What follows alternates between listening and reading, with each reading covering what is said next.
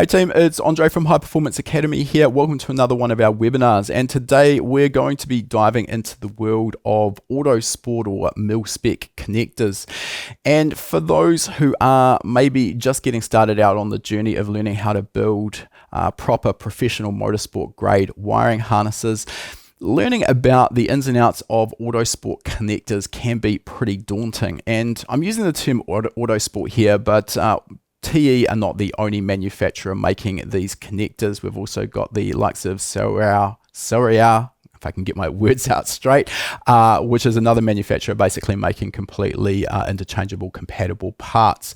But understanding what these connectors are, the terminology that's involved, as well as the tooling and the processes that we need to work with them is really important. Otherwise, you're essentially buying what can be quite an expensive connector kit. And if you don't use it properly, if you aren't using the correct tooling and the correct best practices for assembling and pinning these out, you're actually going to end up with something that could be completely unreliable, which is obviously the complete opposite of what we're trying to achieve. So today's lesson is intending to give you a little bit more insight and break down some of the barriers, making it a little bit less daunting and a little bit more intuitive to understand how these connectors work and what you need to know. We'll give you some resources so you can spec these out to suit your own projects. As usual, we will be having a question and answer session at the end of the lesson, so if there's anything that I talk about that you'd like a little bit more detail on, please feel free to ask those. So first of all, what we do need to understand is that in the TE Connectivity Autosport range of circular connectors, there are actually a variety of different styles. And if we just jump across briefly to the catalog, which we will be focusing on a little bit today as I scroll through this, I mean, not really an Autosport connector as we conventionally know them, but we've got the AS Composite series.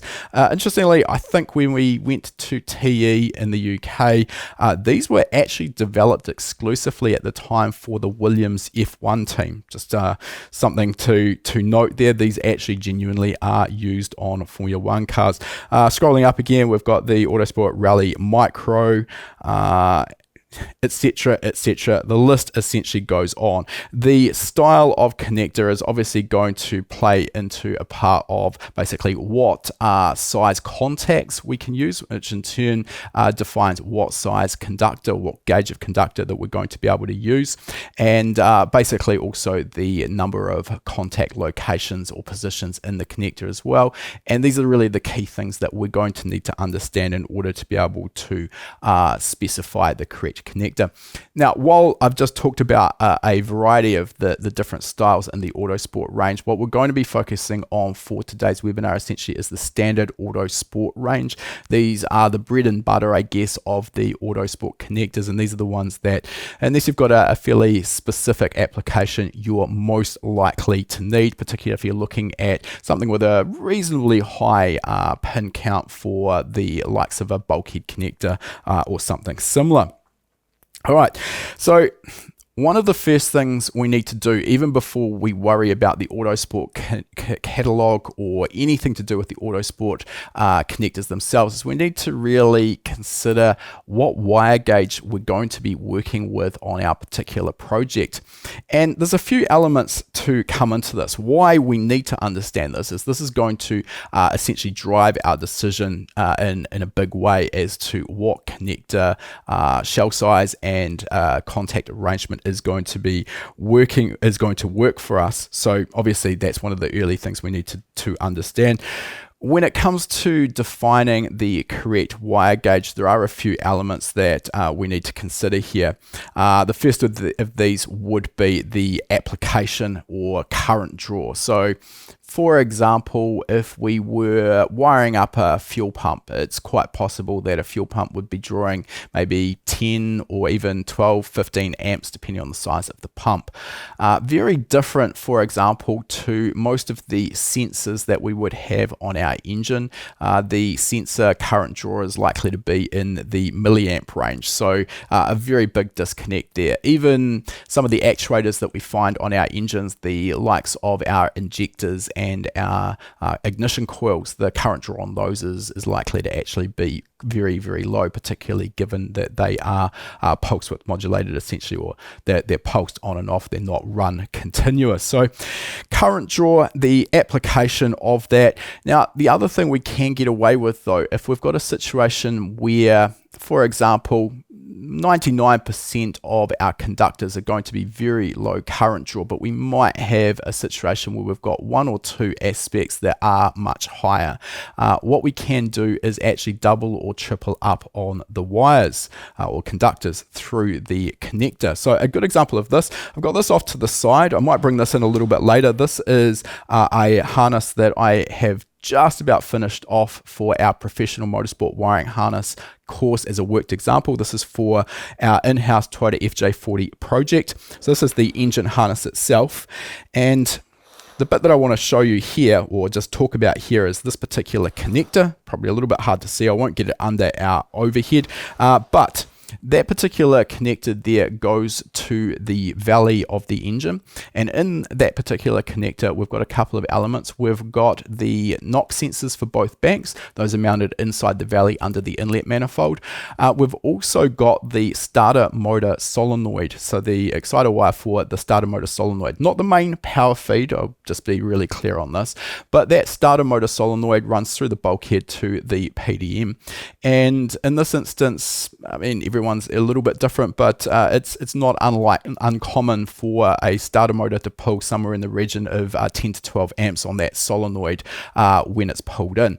So with this whole harness, the wire gauge that I have chosen is 22 gauge, which is a great choice in most instances for our actual sensors and actuators, but a 22 gauge wire will probably support somewhere around about 6 amps total current. So obviously there's a disconnect there. 6 amps, it's not going to support the 12 or so amps that I'm expecting that starter motor solenoid to draw. So how do we do this? We simply run 3 wires. So we've got 3 wires coming from our PDM. Those go into our bulkhead connector here. We've got 3 positions through that bulkhead connector that then run up to that Autosport connector to our starter motor. So these are the sort of considerations. Don't think that you have to be in a situation where you have to run all the same gauge wire. Don't think that you need a bigger wire gauge through the actual Autosport connector to support that. You can branch out or splice together multiple wires in order to get the current handling capabilities that you want. Now, once you've got an idea of what wire gauge you're going to be using, this is the next step is then going to be to work out how many positions you're going to require. So that wire gauge sort of comes into that point I've just mentioned there. Obviously, if we're in a situation where we need to double or triple up for a couple of our outputs, then that comes into our position count that we need to factor in. So that's why this is one of the first things we need to do. Have a really good think about what we're actually wiring up, what the current draw is going to be, any special applications like the starter motor in our instance there that we need to account for, and then we can sort of sum up how many positions we're going to need to deal with. While I'm still talking about wire gauge, I just want to talk a little bit more about what is common, because this is a question we quite often get asked. A lot of this, there's no black or white. It does depend to a degree on what you're doing, obviously, but also your personal preference and the application. So as I mentioned, current draw on most of the engine sensors is incredibly low, so the wire gauge is almost not a consideration. We could go to a very light gauge wire and still support the current draw quite safely for the likes of a manifold pressure sensor, fuel pressure sensor, or throttle position sensor. And we might go to 24 gauge or even smaller. However, there are a couple of other considerations. Obviously, smaller gauge wire is going to result in a lighter harness, which is a great thing. However, maybe that's not the main driver for what you're doing. For most of us in semi-professional or club level motorsport, saving maybe 100 grams in a wiring harness is going to be absolutely pointless. It's not really going to have any noticeable impact. On the other hand, if you're building a wiring harness for F1, well, first of all, you probably don't need to be taking lessons from me, but at that level, of course, every gram of weight they are fighting to save. The other aspect that's really easy to overlook though is that when you're building a harness out of these very thin gauge wire, it has a lot less mechanical strength. And why that's important is if you've got someone working on the harness, maybe they don't unplug a connector body properly and try and remove the harness and it gets stuck. Obviously it's not going to come away. If you're using those very light gauge wires, it's quite possible that the wires, the conductors will actually fail and break. So for me, generally for the likes of an engine harness like this, I generally don't go any smaller than 22 gauge. The sort of the benefit versus the downside risk for me, that payoff just isn't there. And the other element when we're dealing with some production connectors, and let me just try and get one here under our overhead.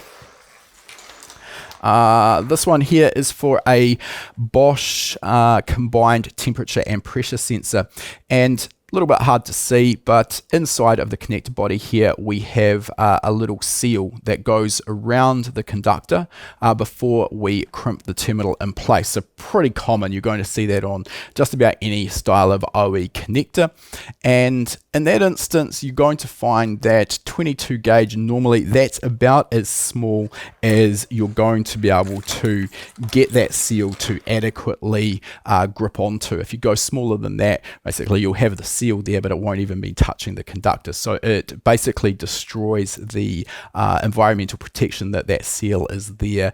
Basically, it's supposed to, of course, stop moisture and dirt and dust ingress. So with small gauge wire, that doesn't do its job. Now, of course, this is an element of the style of harness and how far we're going. With a true professional motorsport wiring harness, we get around this sort of problem because our sensors and actuators would typically be potted to a flying lead and then terminated in an Autosport connector. So it's kind of horses for courses here. I just want to mention the consideration around wire gauge because that is something that a lot of people, the mechanical strength element, a lot of people would overlook. On the other hand, for the chassis wiring, maybe lights, fans, fuel pumps, that sort of thing, obviously there's a higher current draw for a lot of these. It's still going to vary, but in that instance I might go to 20 gauge or even heavier wiring. It just again depends on the contact arrangement that I want to run through the bulkhead for our Autosport connector. All right, so that's a little bit of background there. What we're going to do now is jump into the Autosport manual and get a little bit familiar with what some of these numbers mean that are, I believe, one of the sticking points for people choosing these connectors. So you'll be able to find this particular manual. If we jump across to my laptop screen, I'll go right to the top of it, and this is what it looks like. It's the Deutsch Autosport Interconnection Solutions for Professional Motorsports. Bit of a mouthful. You can find this simply by Googling exactly that. That's going to get you here, so don't think that this is anything bespoke or secret. It's freely available out there, and TE want you to understand what you're dealing with here. So this covers all of their range, but I'm just going to jump back to our Autosport, conventional Autosport range. So we'll just find that again, and that starts right here. So this is the connectors, and we see over here on the right hand side the contact arrangements, which we're going to learn about in just a moment. Before we concentrate on this page though, let's just jump forward a little bit here, and this here gives us the information that we need for understanding a Autosport connector. So this is the number that you're going to see on the side of an Autosport connector. Again, while we're using Autosport here from Deutsch, this will also cross over to the Soria range as well. So first of all, let's have a look at what we've got. So we've got the range reference, so AS for Autosport. Again, obviously that's the one we're going to be dealing with here.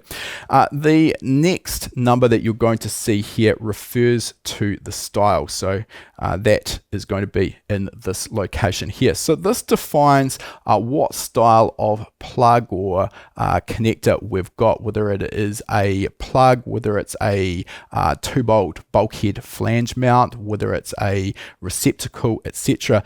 And this is really important because we need to make sure that the parts we're ordering actually go together, which requires a inline receptacle and a plug.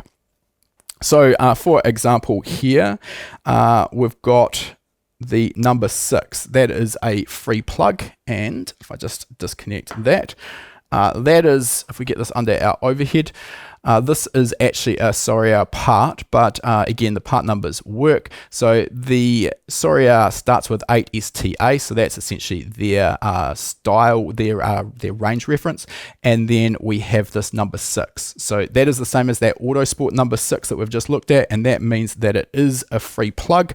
The plug part obviously means that that has the twisting section that will lock into the inline receptacle. Okay, so that's the plug.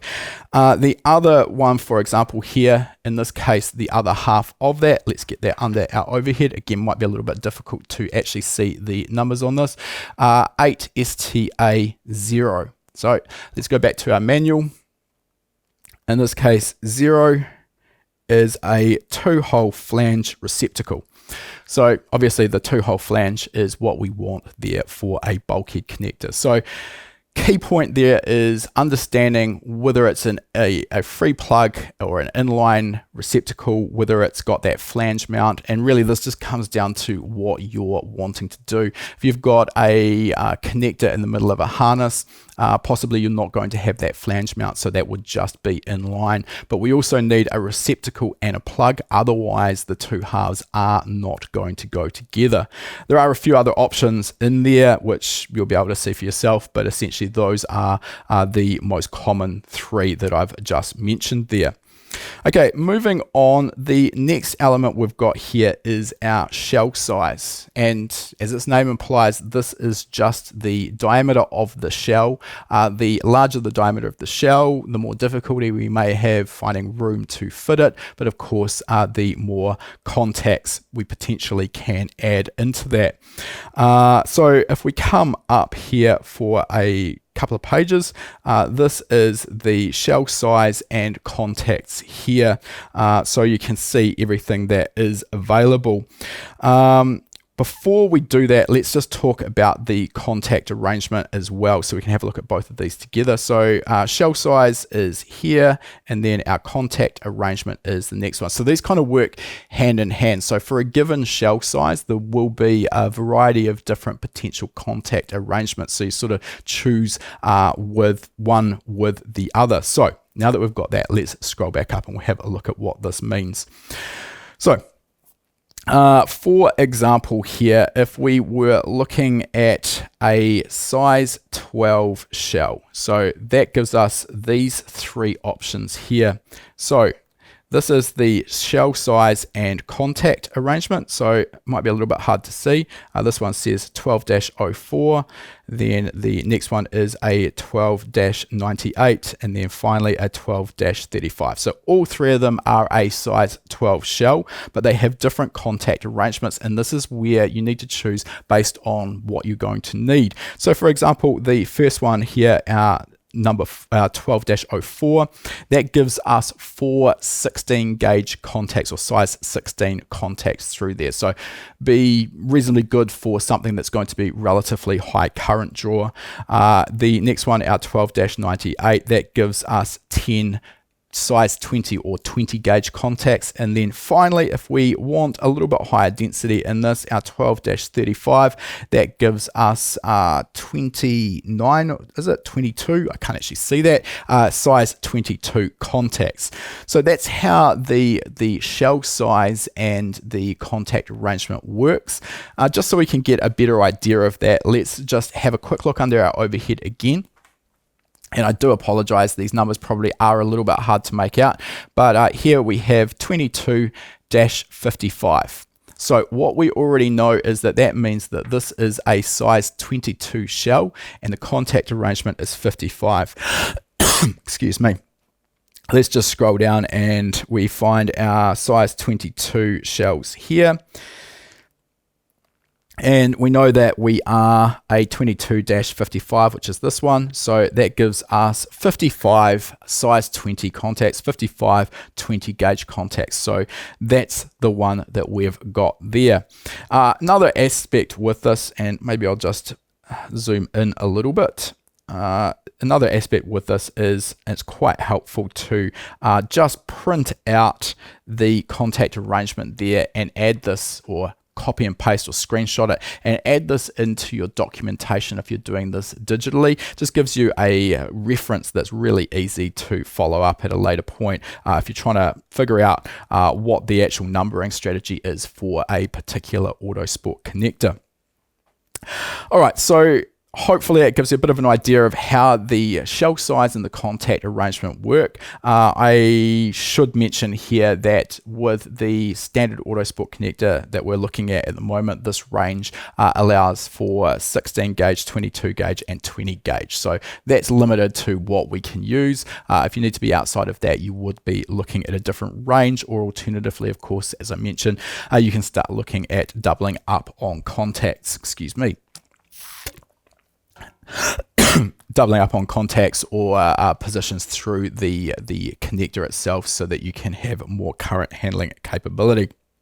All right, let's move back to our specification here.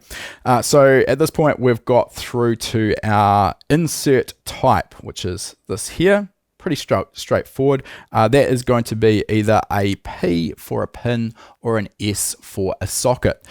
Again, really important that we specify this right, because if you get this wrong, you can end up in a situation where your Autosport connector cannot be used together. So again, we'll get to our overhead, and I do apologize for the size of these, but let's be honest, they are small for a reason. So this is pretty self-explanatory. Here we have our pin, it's a male pin, and here we have our female socket. So we obviously need one side to be a pin and we need one side to be a socket. Now, there's no black and white here. There's no sort of rule on how this should be done.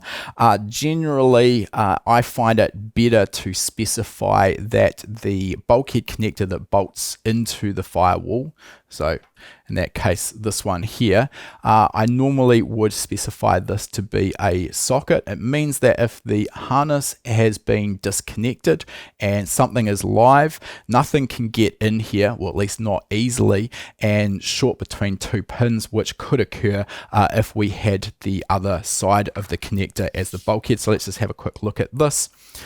So this is our socket side. So as you can see, that is our 2 bolts. So that's going to be bolted to the firewall, and this is what we're going to see poking out. So again, very difficult if our harness is disconnected. Nothing's going to get in there and short together. You could imagine that if this was the part that was bolted to our firewall and we had all of our pins in here, if something did get in there, first of all, we risk the pins being bent, but also we get that situation where we could have something short together. It is an unlikely situation, but it is definitely a situation that we could find ourselves in.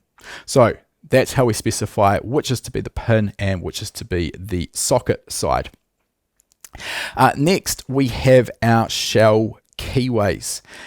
And this is something that in most instances, unless you've got a number of Autosport connectors using the same exact shell size right beside each other, we don't need to give too much thought to. What we can see again under our overhead shot is that these particular Autosport connectors are red, or have a red band, and that is the standard N keyway. So it just means that any of those red keyways, they are compatible. If you get into that situation where you've got two side by side, you could inadvertently connect to the wrong one.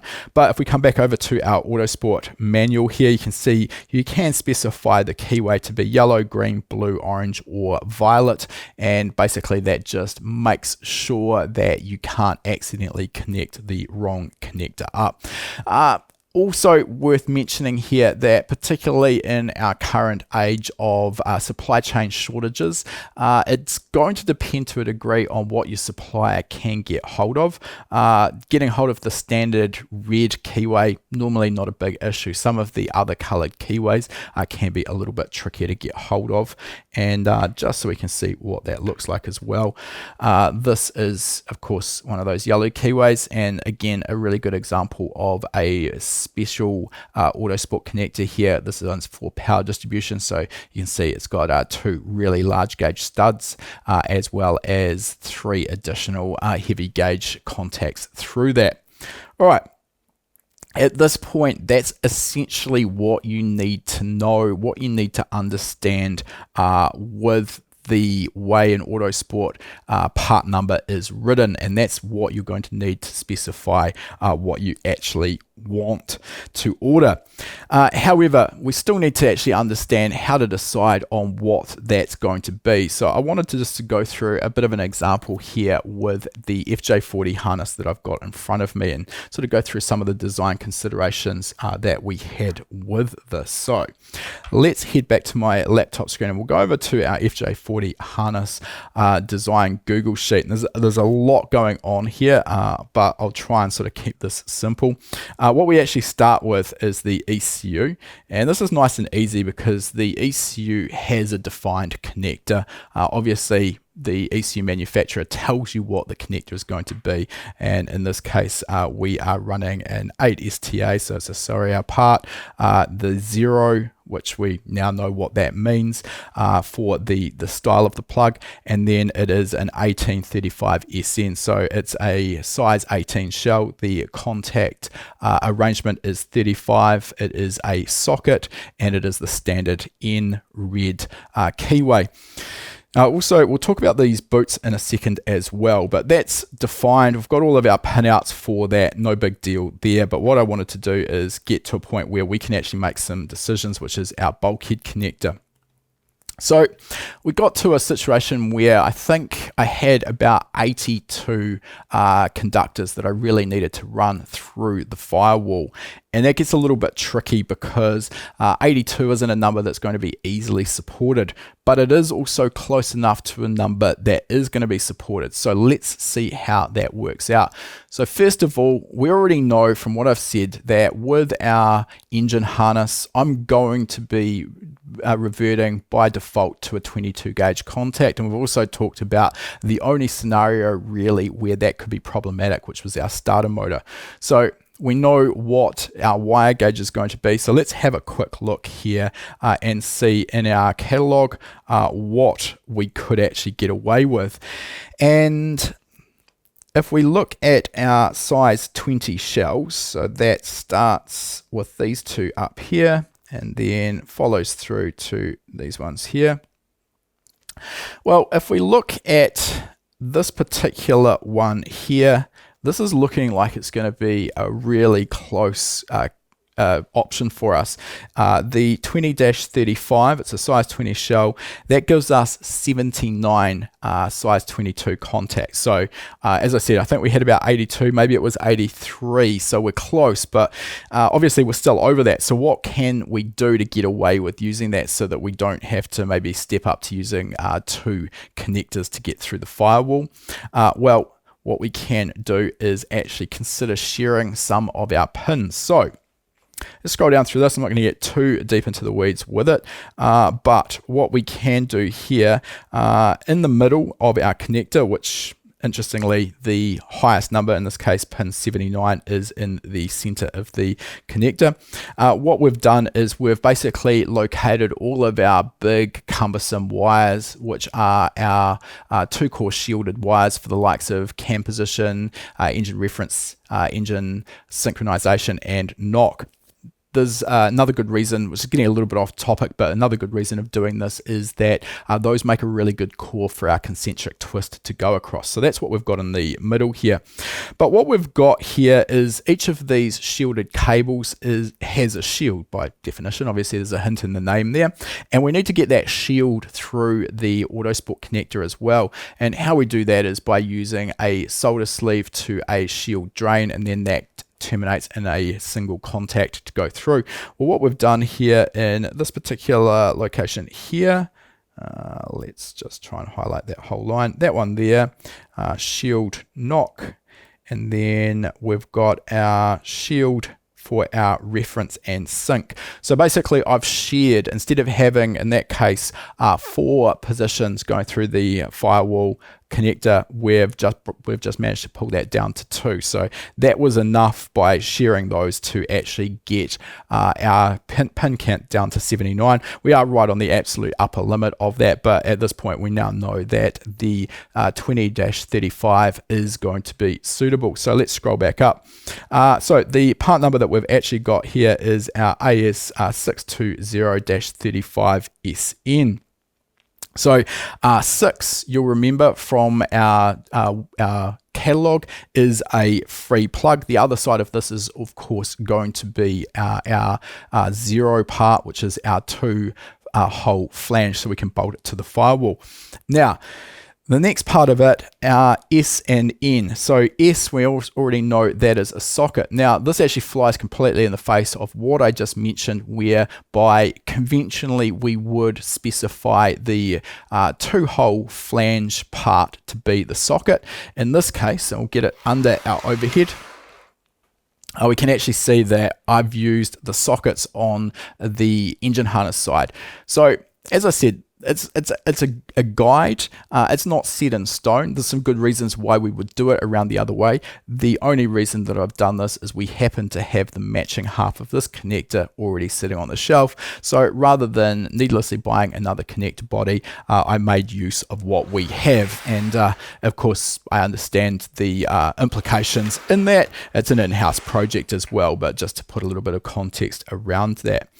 So that's how we can go about specifying, once we know basically what our conductors are going to be going through and what size gauge of wire we're going to need. There is a little bit more information that is in the Autosport catalog that I wanted to go over as well.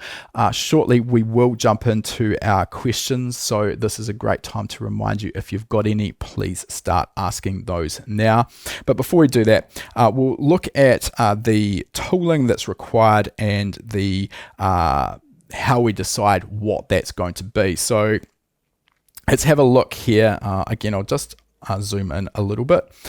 So contacts and tooling numbers. So this is what we need to define what tooling we need to crimp this properly. So basically what it does is it gives us, for the Autosport range, the contact size, be it 22 gauge, 20 or 16. Then it gives you the part numbers for the pins and the sockets. Now, typically when you're ordering the Autosport connectors anyway, they will come with the pins and sockets as required, but you know, there's going to be a situation probably where you do need to reorder, so this way you know exactly what you need. There's also going to come with an insertion and extraction tool. Let's get one of those under our overhead here. These are color coded as well.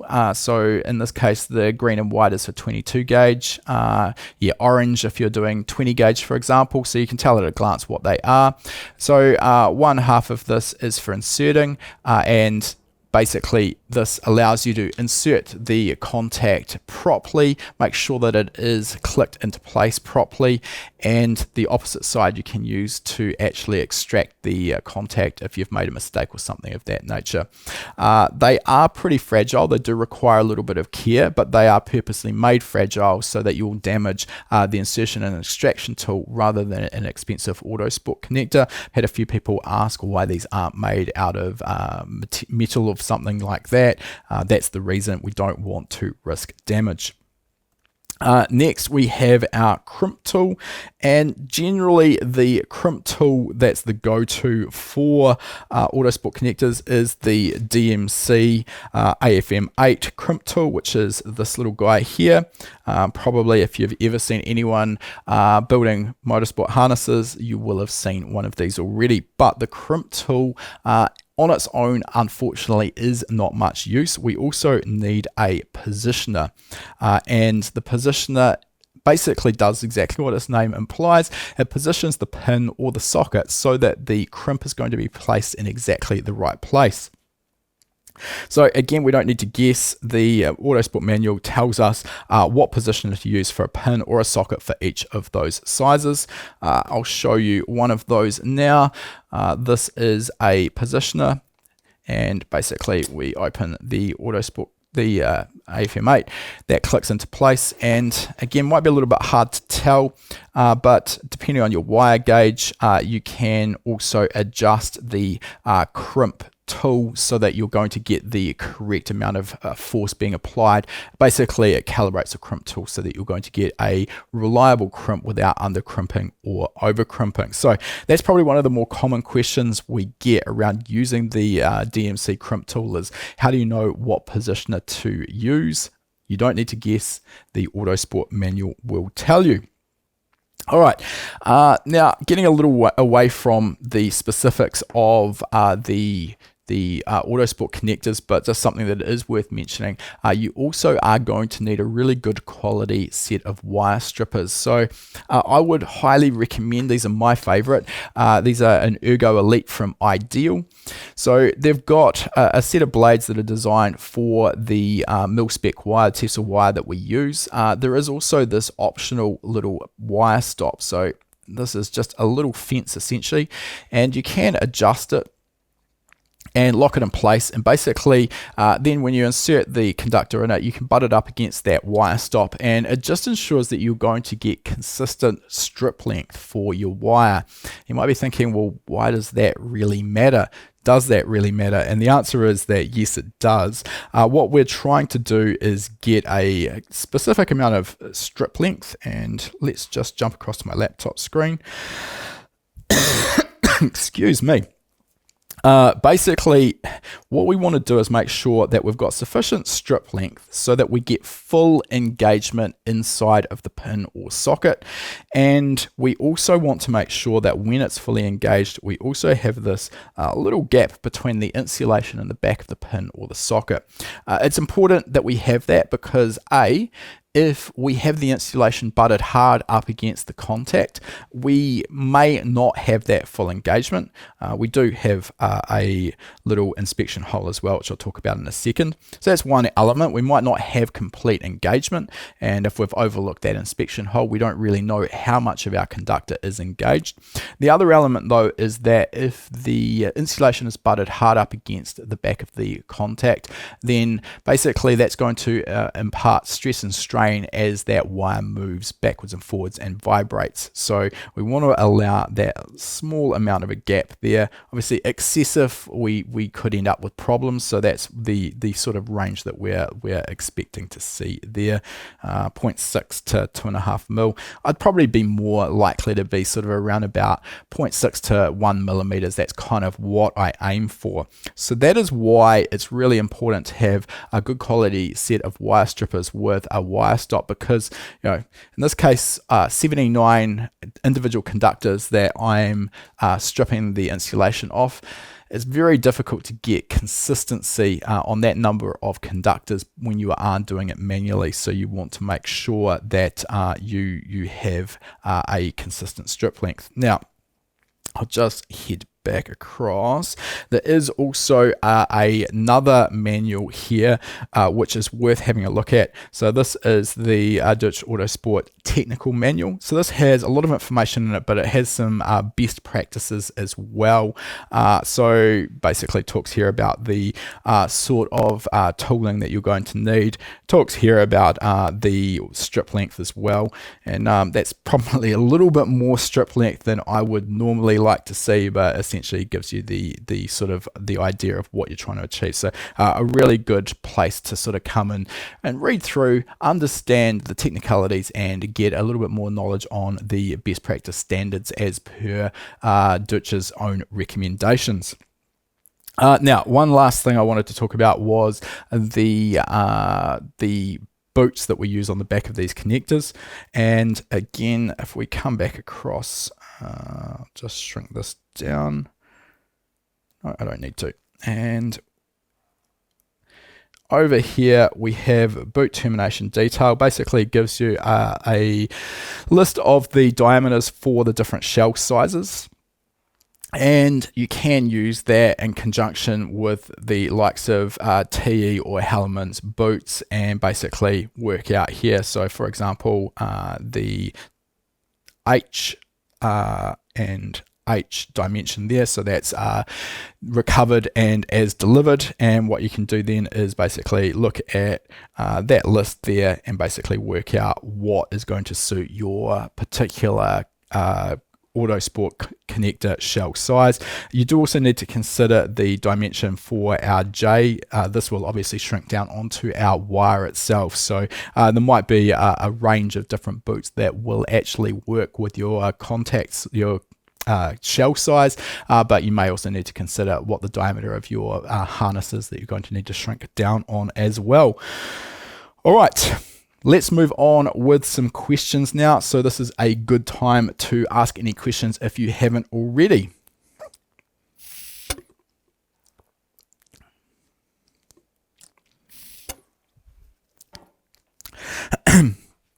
First question comes from Wedge905, who's asked, what are your thoughts on splitting a large gauge battery cable through an Autosport connector, which would typically be 20 gauge wires through one Autosport connector for 150 amps total.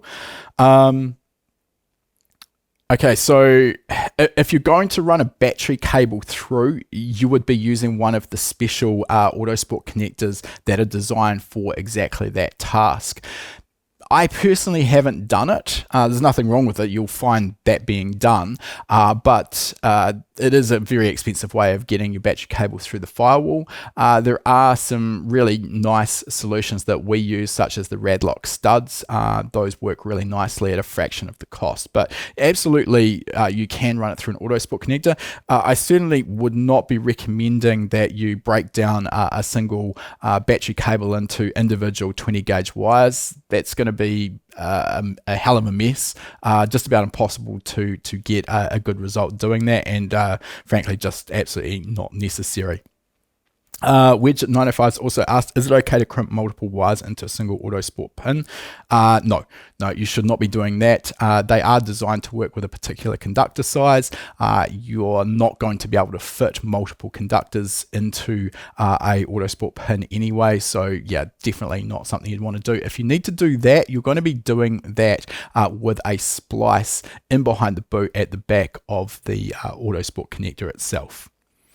All right, looks like that's all the questions we've got in there. As usual, if you've got any further questions on this after it's aired, please ask those in the forum and I'll be happy to answer them there. Thanks for watching and we look forward to seeing you next time. That was just a taste of what we put on every week for our HPA Gold members. Our Gold members are able to watch these live and ask questions and get answers while we're presenting. After the webinars have been hosted live, they're added into our webinar archive where our Gold members can rewatch them at their leisure. We've currently got over 240 hours of existing webinar content covering topics on engine building, engine tuning and wiring. This is one of the fastest ways to expand your knowledge on a wide range of topics, as well as to stay up to date with the latest tools, trends and techniques in the performance industry. Our Gold members also get access to our private members-only forum, which is the best place to get fast answers to your specific questions. Gold membership can be purchased for just $19 per month. However, you'll also receive 3 months of free access with the purchase of any of our courses. Click the link in the description to learn more.